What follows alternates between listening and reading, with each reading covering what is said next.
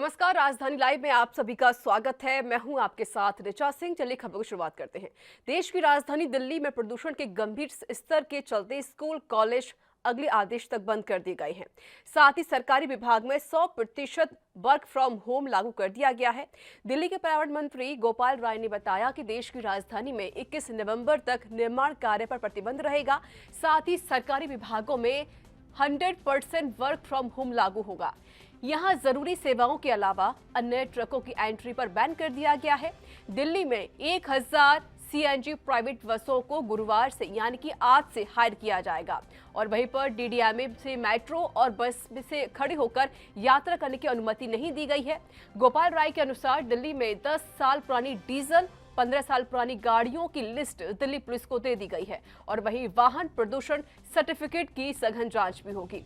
दिल्ली में 372 water tanker से छिड़काव हो रहा है। फायर ब्रिगेड की मदद से 13 हॉट स्पॉट पर पानी का छिड़काव भी किया जाएगा। साथ ही दिल्ली में गैस के अलावा अन्य इंडस्ट्री को बैन किया गया है। गौरतलब है कि दिल्ली और उसके आसपास के इलाकों में दिनों दिन बिगड़ रही हवा की गुणवत्ता को लेकर सुप्रीम कोर्ट ने केंद्र और दिल्ली सरकार को आड़े हाथों लिया है।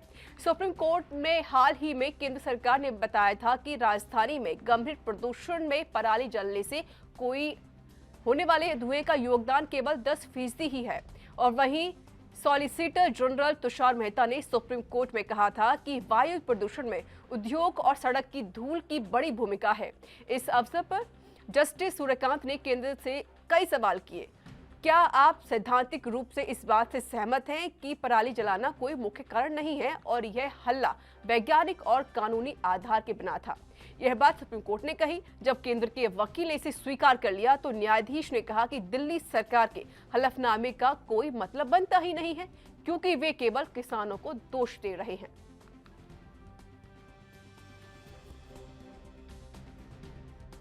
पोल्यूशन अभी देखा जाए तो काफ़ी है वैसे, जबकि दिवाली में पटाखे वगैरह कुछ नहीं जले, लेकिन उसके बाद भी काफ़ी पोल्यूशन है क्योंकि सवेरे जब निकलो तो सांस लेने में थोड़ी दिक्कत रहती है।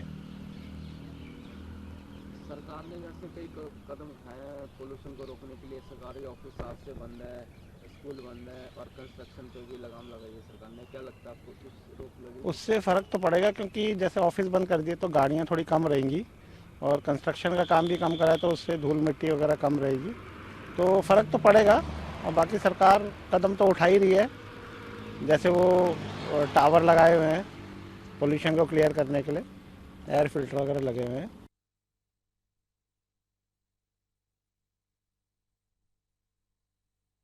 कॉलेज फिलहाल बंद कर दिए गए हैं। आपको बता दें कोविड को लेकर जिस तरीके से जो बात सामने आई थी, लेकिन अब जो प्रदूषण का जो कहर है वो अब यहाँ पर बढ़ता हुआ नजर आ रहा है।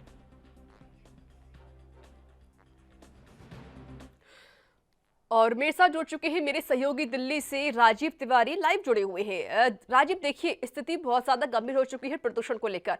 इस महीने में 3 बार सुप्रीम कोर्ट में इस मुद्दे को लेकर बातचीत हो चुकी है और डिसीजन भी लिया गया है। सबसे बड़ी बात यह है कि जो प्रदूषण है वो बहुत ज्यादा बढ़ रहा है क्योंकि देखिए सरकार चाहे केंद्र की हो या राज्य की सरकार हो, वो अभी गंभीर नहीं है इस मुद्दे को लेकर। फिलहाल क्या कुछ स्थिति बनी हुई है प्रदूषण को लेकर दिल्ली एनसीआर में? देखिए, बिल्कुल सही कहा गया। यहाँ पर बात करें जिस तरीके से पहले कोरोना काल की स्थिति थी, उसको संभालने के लिए कहीं ना कहीं सरकारें कोशिश करती नजर आ रही थी, मगर अब जो है पॉल्यूशन का स्तर है वो भी कहीं ना कहीं बढ़ता हुआ नजर आ रहा है। और इसी को लेकर कुछ कहते हैं सुप्रीम कोर्ट के अंदर 3 बार सुनवाई हो चुकी है। तीनों ही बार कहीं ना कहीं दिल्ली सरकार को मुंह की खानी पड़ी हुई है। मगर यहाँ पर बात करें जिस तरीके से लगातार कहीं ना कहीं दिल्ली सरकार को ऊपर फटकार लगी और कहीं ना कहीं कदम उठाने के लिए बात की गई। दिल्ली सरकार ने निरंतर कदम उठाने की कोशिश जरूर की है, मगर ये समय रहते से पहले ही किए जाते तो कहीं ना कहीं कारगर जरूर होते। मगर जिस तरीके से दिवाली पर खाली पटाखों पर रोक लगा दी गई थी, मगर उसके बाद भी फिर कहीं ना कहीं आतिशबाजियों का इस्तेमाल किया गया। दिवाली पर कहीं ना कहीं पटाखे जलाने तक के लिए, यूज करने तक के लिए मना किया गया था, मगर दिल्ली की जनता ने लगातार उसका भी उल्लंघन किया और पॉल्यूशन का स्तर बढ़ाने के कहीं ना कहीं अपना योगदान भी दिया। बिल्कुल मगर सही यहाँ पर कहा बात करें राजीव। दिल्ली देखिए सरकार की, सरकार के साथ साथ यहाँ पर जनता भी दोषी है। जनता की वजह से कहीं ना कहीं जो प्रदूषण है वो बढ़ रहा है। राजीव देखिए जिस तरीके से फटकार लगी है सुप्रीम कोर्ट में और सरकार को, तो इसमें क्या कुछ डिसीजन लिया गया है दिल्ली सरकार की तरफ से? कोई जानकारी आपके पास? कहाँ कहाँ पाबंदी लगाई गई है, कहाँ कहाँ छूट दी गई है? देखिए, बिल्कुल सही कहा आपने। यहाँ पर बात करें 3 बार फटकार लगने के बावजूद भी जी। कहीं न कहीं दिल्ली सरकार ने अपने हलफनामे के अंदर कहा है कि वो उन्होंने कदम ज़रूर उठाए गए हैं। स्कूलों, कॉलेजों को बंद कर दिया गया है, सरकारी विभागों को बंद कर दिया गया है, हम्म। वर्क होम का काम शुरू कर दिया गया है। यानी कि सब घर से ही बैठकर अपना काम करेंगे ताकि जो उनकी अपनी पर्सनल गाड़ियाँ हैं, जिसकी वजह से धुआँ या पॉल्यूशन फैल रहा है, वो नहीं फैलेगा। मगर स्कूलों के अंदर बच्चों को नहीं जाने दिया जा रहा ताकि वो अपने घरों से ही ऑनलाइन के माध्यम से पढ़ाई करें। मगर यहाँ पर जी। कंसेशन की बात करें तो कंसेशन का काम भी बिल्कुल बंद कर दिया गया 21 नवंबर तक के लिए। और गोपाल राय ने लगातार कहीं न कहीं निरीक्षण भी कर रहे हैं कि क्या कंस्ट्रक्शन का काम तो नहीं चल रहा है, यानी कि निर्माण कार्य का काम तो नहीं चल रहा है। हम्म। मगर दिल्ली पुलिस के द्वारा दिल्ली पुलिस को एक रिपोर्ट भी दी गई है जिसके अंदर जितनी भी 15 साल पुरानी गाड़ियां हैं, डीजल की जो पॉल्यूशन फैलाती हैं, उनको भी कहीं न कहीं रोकने के लिए कदम उठाने के लिए कहा गया है। हर गाड़ी को पॉल्यूशन चेक करने के लिए कहा गया है ताकि पॉल्यूशन सर्टिफिकेट होना चाहिए ताकि पॉल्यूशन का स्तर जो है वो कम हो सके। मगर लगातार दिल्ली सरकार कोशिश जरूर कर रही है, मगर धरातल पर कहीं ना कहीं कमियां देखने को मिल रही है और कहीं ना कहीं उसकी खामियाजा जो है वो जनता भुगतती नजर आ रही है। हम्म। मगर यहाँ पर बात करें वाटर टैंक से छिड़काव करने के लिए लगभग दिल्ली सरकार ने 372 वाटर टैंकों को लगा दिया गया है और जगह जगह पेड़ों पर छिड़काव भी किया जा रहा है, सड़कों पर छिड़काव किया जा रहा है ताकि पॉल्यूशन का स्तर जो है वो घट सके। मगर अभी भी स्थिति चौंकाने वाली है और कहीं ना कहीं स्तर जो है वो बढ़ता हुआ नजर आ रहा है। पॉल्यूशन जो है वो अभी कम होने का नाम नहीं ले रहा है। जी। बिल्कुल सही कहा आपने। देखिए, अब जिस तरीके से जो डिसीजन लिए जा रहे हैं वो नाकाफी साबित हो रहे हैं। और देखिए, सुप्रीम कोर्ट में भी यही बात उठी थी कि जिस तरीके से जो आम आदमी पार्टी है उनकी तरफ से यही आरोप लगा है कि किसानों की वजह से, जो किसान पराली जलाते हैं उसकी वजह से प्रदूषण लगातार बढ़ रहा है। लेकिन खुद सुप्रीम कोर्ट ने कहा कि सिर्फ 10 से 12% ही पराली की वजह से प्रदूषण में जो इजाफा देखा जाता है। लेकिन सबसे बड़ी बात यह है कि जिस तरीके से उन्होंने जब हलफनामा दाखिल किया था आम आदमी पार्टी ने, तो इसको कहीं ना कहीं सुप्रीम कोर्ट ने इसको दरकिनार कर दिया था, क्योंकि उन्होंने कहा कि आप सिर्फ किसानों को घेरने की कोशिश कर रहे हैं।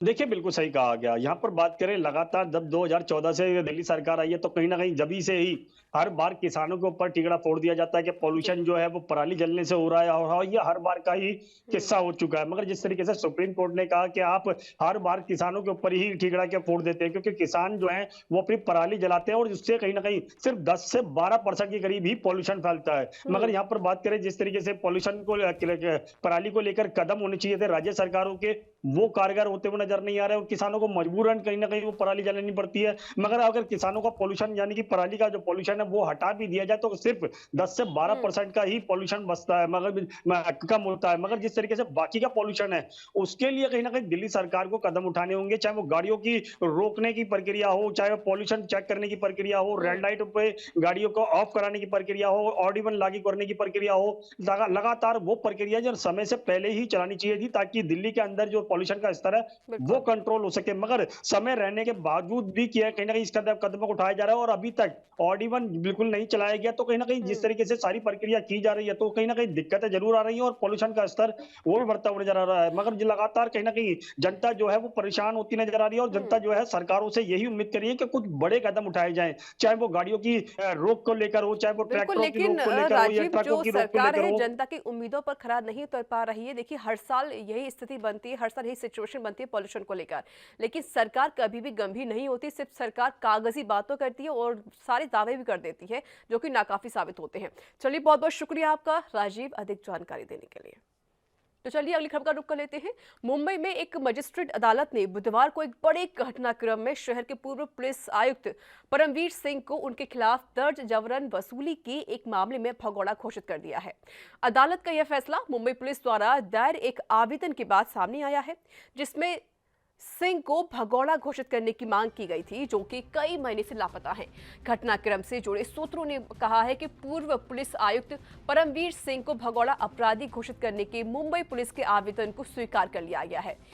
देखिए, पूरा मामला क्या है ये हम आपको बता देते हैं। इसके बारे में बता देते हैं कि रियल एस्टेट डेवलपर और होटल व्यवसायी बिमल अग्रवाल ने आरोप लगाया था कि आरोपियों ने 2 बार और रेस्टोरेंट पर छापेमारी करने के लिए उनसे 9 लाख रुपए की वसूली की थी। उन्होंने दावा किया कि ये घटनाएं जनवरी 2020 और मार्च 2021 के बीच हुई थी। अग्रवाल की शिकायत के बाद 6 आरोपियों के खिलाफ भारतीय दंड संहिता की धारा 384 और 385 साथ ही साथ 34 के तहत मामला दर्ज किया गया था। वहीं आपको बता दें कि परमवीर सिंह के खिलाफ थाने में भी वसूली का मामला दर्ज है। मामले में बाजी की गिरफ्तारी के बाद सिंह को मार्च 2021 में मुंबई पुलिस आयुक्त पद से हटा दिया गया था।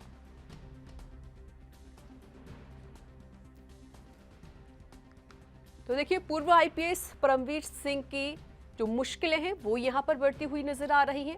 आपको बता दें कि पूर्व आईपीएस परमवीर सिंह को यहां पर भगोड़ा घोषित कर दिया गया है। कोर्ट के आदेश के बाद परमवीर सिंह को भगोड़ा घोषित किया गया है। आपको बता दें, परमवीर सिंह के ऊपर वसूली के मामले दर्ज हैं और उनको मार्च 2021 से ही पद से हटा दिया गया था। उनके खिलाफ लगातार जांच चल रही थी और वहीं पर आपको बता दें, परमवीर सिंह ने देशमुख पर यानी जो अनिल देशमुख है उनके ऊपर 100 करोड़ रुपए की वसूली का आरोप भी लगाया था और उसके बाद ये मामला लगातार बढ़ता चला गया। देखिए, 2020 से शुरू हुआ मामला अभी तक खत्म नहीं हुआ है, 2021 चल रहा है, लेकिन जो स्थिति है अभी वो ठीक भी नहीं हुई है। साथ ही साथ जो जांच पड़ताल की जो प्रक्रिया है वो भी अभी पूरी नहीं हुई है। लेकिन फिलहाल जिस तरीके से जो लापता है परमवीर सिंह, उसको देखते हुए यहाँ पर अब उनको भगोड़ा घोषित कर दिया गया है। कोर्ट ने वसूली मामले में यह आदेश दिया है और जिस तरीके से भ्रष्टाचार के उनके ऊपर कई मामले दर्ज भी थे, लगातार कार्रवाई भी की जा रही है।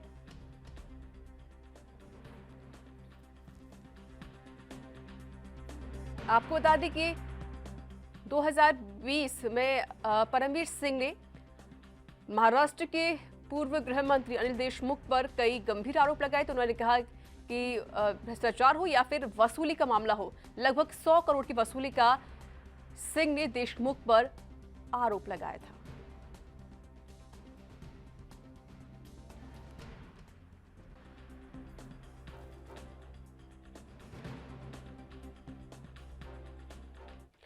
और इस पर अधिक अपडेट देने के लिए मेरे सहयोगी मुंबई से जुड़ चुके हैं मुरारी सिंह। मुरारी, देखिए, जिस तरह की सिचुएशन है वो और ज्यादा खराब हो गई है। मामला इतना ज्यादा बढ़ गया है, ये भ्रष्टाचार को लेकर वो थमने का नाम नहीं ले रहा है। जिस तरीके से परमवीर सिंह कई महीनों से लगातार लापता है, अब उन्हें भगोड़ा घोषित कर दिया गया है।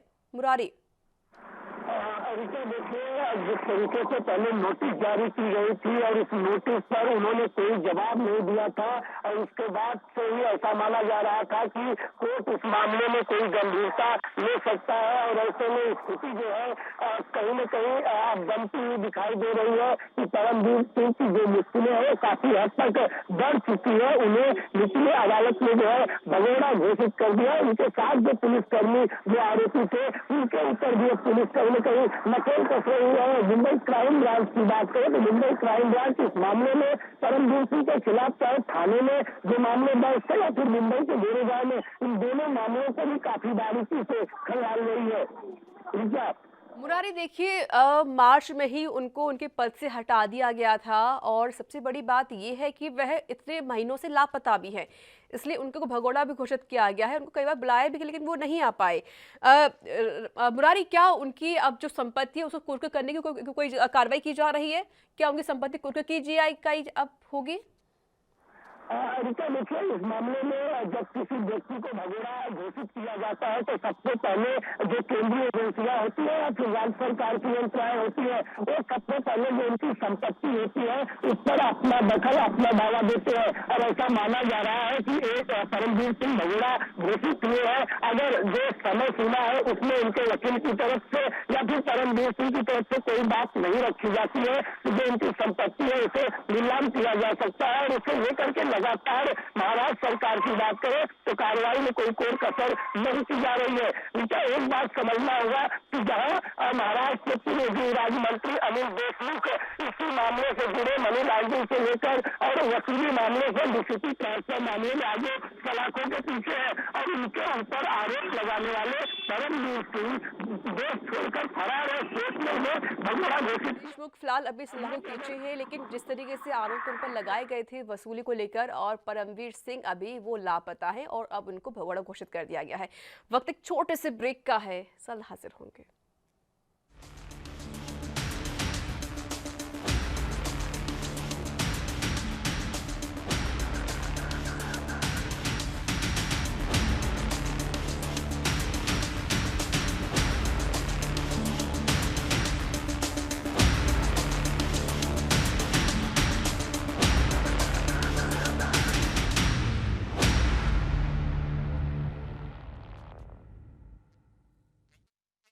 ब्रेक के बाद एक बार फिर से आप सभी का स्वागत है। चलिए बात कर लेते हैं मध्य प्रदेश की। देश में कोविड का कहर अब थोड़ा कम हो गया है। कोरोना वैक्सीनेशन भी 120 करोड़ के पार पहुंच गया है और ऐसे में बुधवार को कोरोना संक्रमण को लेकर मध्य प्रदेश की शिवराज सरकार ने बड़ा फैसला लिया। मध्य प्रदेश में अब कोविड-19 के मद्देनजर लगे सभी प्रतिबंध हटा दिए जाएंगे। अब सभी कार्यक्रम सामान्य तौर पर आयोजित किए जाएंगे। मंत्रालय में आए कोरोना को लेकर हुई समीक्षा बैठक में यह निर्णय लिया गया है। जल्द ही इसको लेकर आदेश जारी किया जाएगा। हालांकि कोविड नियमों का पालन करना अभी भी जरूरी होगा। मुख्यमंत्री शिवराज सिंह चौहान ने कहा कि सूबे में अब कोरोना कंट्रोल में है। राज्य में 78 एक्टिव केस है। महामारी में जो प्रतिबंध लगाए थे उन सभी को हटा रहे हैं। उन्होंने कहा कि सभी सामाजिक, राजनीतिक, खेल, मनोरंजन, सांस्कृतिक, धार्मिक जमावड़ों की पूर्ण क्षमता के साथ इजाजत दी गई है। एमपी के विभिन्न हिस्सों में मेलों, समारोहों, शादियों और अंतिम संस्कारों का आयोजन अब बिना किसी प्रतिबंध के किया जा सकेगा। सीएम शिवराज ने आगे कहा कि रात का कर्फ्यू आज रात से हटा दिया गया, यानी कल से हटा दिया गया है। Cinema hall, mall, swimming pool, gym, yoga centre, restaurant, club, school, college, hostel, coaching classes 100% क्षमता के साथ चलेंगे।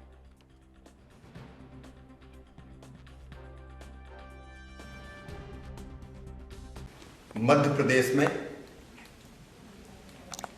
कोविड महामारी पर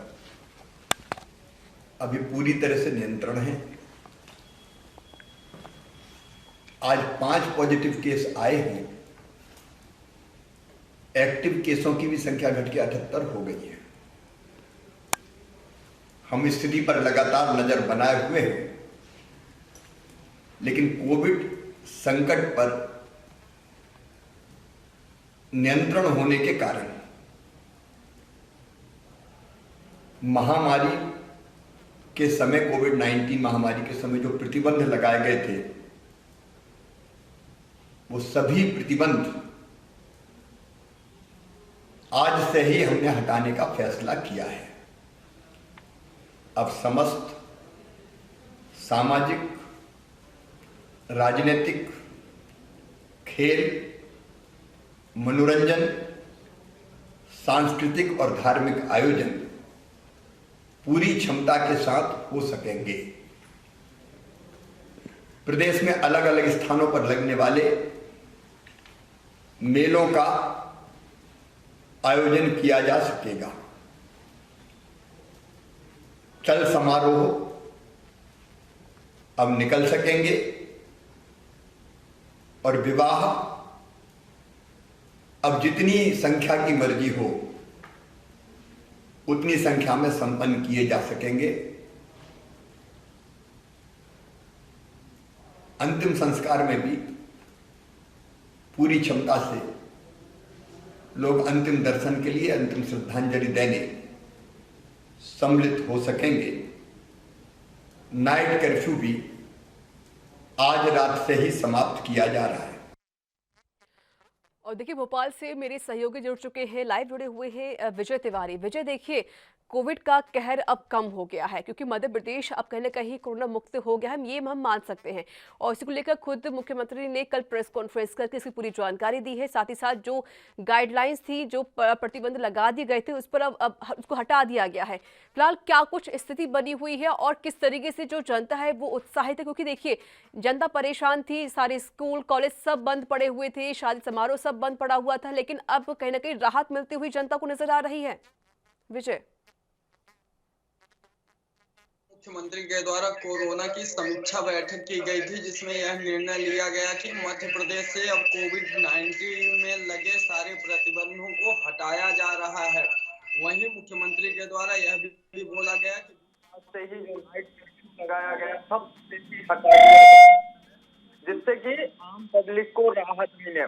बता दें कि मध्य प्रदेश में अभी 78 एक्टिव केस हैं कोरोना के, जिस कारण से मध्य प्रदेश के मुख्यमंत्री के द्वारा और मध्य प्रदेश शासन के द्वारा लगातार कोरोना टीकाकरण महाअभियान चलाया जा रहा था और कोरोना टीकाकरण महाअभियान लगातार जारी भी है, जिस कारण से कहीं न कहीं मध्य प्रदेश में केसों की संख्या कम आई है। और कम कोरोना केस की संख्या जैसे ही आई तो मध्य प्रदेश के मुख्यमंत्री के द्वारा बुधवार को कोरोना समीक्षा बैठक की गई, जिसमें यह निर्णय लिया गया कि अब सभी आयोजन पूरी छूट के साथ हो सकेंगे, उसमें कोरोना प्रतिबंध किसी भी प्रकार से जाहिर है विजय, देखिए जिस तरीके से कोविड के कम होते ही यहाँ छूट दी गई है और सारे प्रतिबंधों को हटा दिया गया है, जनता कितनी खुश है और इससे कितनी सहमत है जनता? जी बिल्कुल, जनता पूरी तरह से सहमत है और कहीं न कहीं मुख्यमंत्री के द्वारा यह भी बोला गया है कि कोविड-19 के नियमों का पालन करना अभी अनिवार्य है, क्योंकि कोरोना अभी पूरी तरह से खत्म नहीं हुआ है। अगर पब्लिक की बात की जाए तो जिस तरह से सामाजिक कार्य होते थे और अभी तो शादी ब्याह का कार्यक्रम शुरू हो गया है और शादी ब्याह के कार्यक्रम में भी वो संख्या एक कंट्रोल में रखने के लिए नियम लाया गया था, जिस कारण से आए दिन जनता को समस्या हो रही थी। स्कूल भी बंद पड़े थे, 50% क्षमता के साथ स्कूल चालू थे और कार्यालय बंद थे, 50% क्षमता के साथ कार्यालय चालू थे, धार्मिक कार्य नहीं हो सकते थे, मंदिर बहुत से बंद पड़े हुए थे।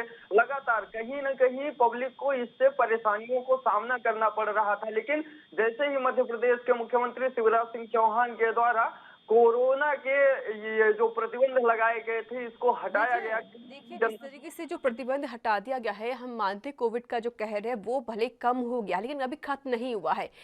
पूरी तरीके से प्रतिबंध हटा दिया गया, शादी में जितने चाहे उतने लोग आ सकते हैं या कोचिंग में जितने चाहे उतने लोग पढ़ सकते हैं, यानी अब कोई पाबंदी नहीं रही है। जनता अभी इससे सहमत हो चुकी है, लेकिन अभी विजय सोचने वाली बात है कोविड अभी खत्म नहीं हुआ है। भले अभी संख्या कम आ रही है लेकिन अभी कोविड जो कहर है वो अभी है यहाँ पर और चल भी रहा है।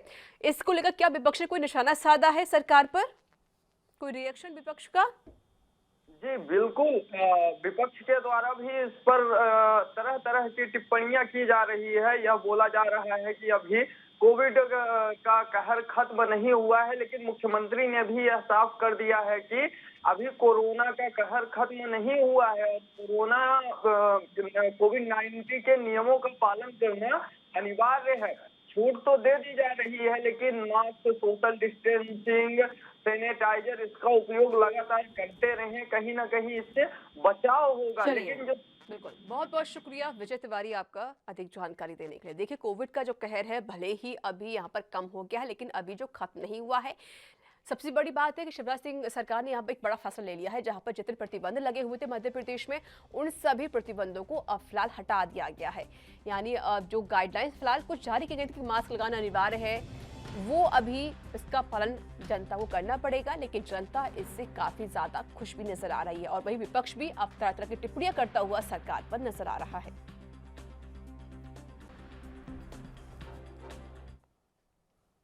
तो इसी के साथ राजधानी लाइव में इतना ही। देश दुनिया की तमाम खबरों के लिए देखते रहिए ANB न्यूज। नमस्कार।